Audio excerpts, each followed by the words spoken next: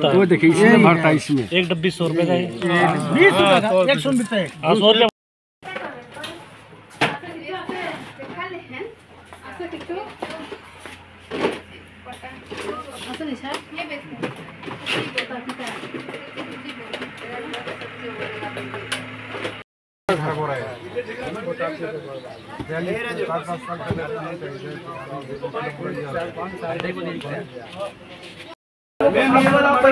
पहले टेस्ट करके देना, ठीक है मैम, नहीं तो बाई चांस रात को मार दे तो हम लोग क्या करूँगा।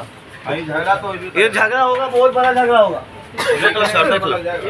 खाना से लेकर जब हम लोग कीना था।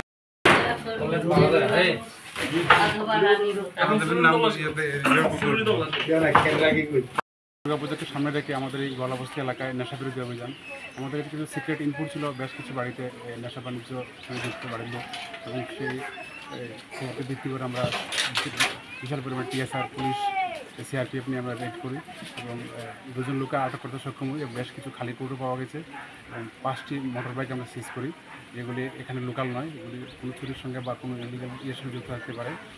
এবং মেনলি এই দুর্গাপুজোর সামনে থেকে আমাদের এই নেশা বিরোধী অভিযান, এবং এতে আমাদের লোকাল অনেক লোক খুব সাহায্য করছে আমাদের।